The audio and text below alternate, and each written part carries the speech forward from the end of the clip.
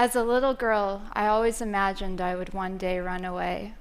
From the age of 6 on, I kept a packed bag with some clothes and cans of food tucked away in the back of a closet.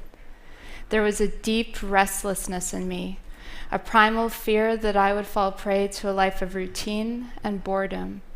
And so many of my early memories involved intricate daydreams where I would walk across borders, forage for berries, and meet all kinds of strange people living unconventional lives on the road.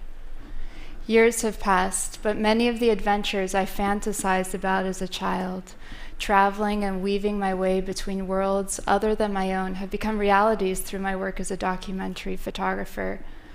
But no other experience has felt as true to my childhood dreams as living amongst and documenting the lives of fellow wanderers across the United States. This is the nomadic dream, a different kind of American dream lived by young hobos, travelers, hitchhikers, vagrants, and tramps. In most of our minds, the vagabond is a creature from the past.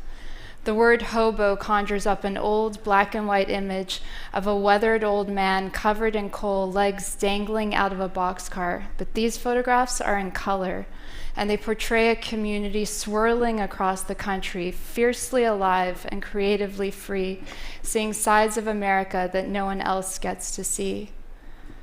Like their predecessors, today's nomads travel the steel and asphalt arteries of the United States.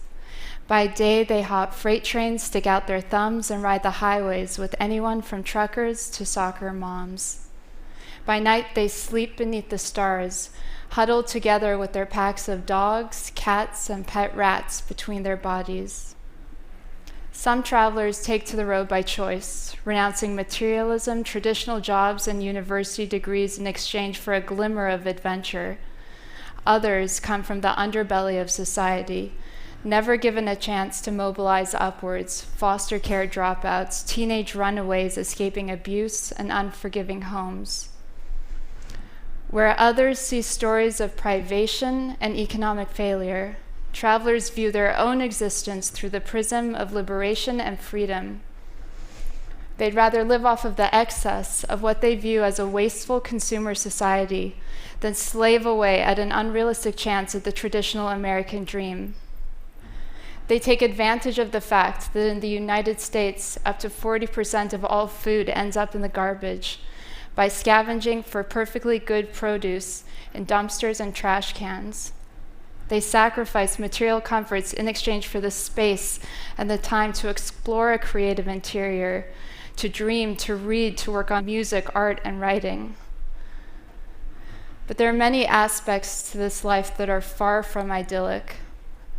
No one loses their inner demons by taking to the road. Addiction is real. The elements are real.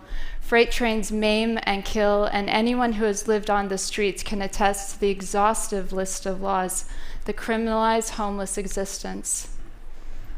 Who here knows that in many cities across the United States, it is now illegal to sit on the sidewalk, to wrap oneself in a blanket, to sleep in your own car, to offer food to a stranger? I know about these laws because I've watched as friends and other travelers were hauled off to jail or received citations for committing these so-called crimes.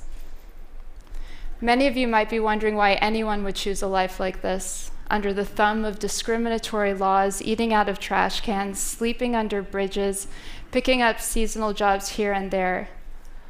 The answer to such a question is as varied as the people that take to the road, but travelers often respond with a single word: freedom.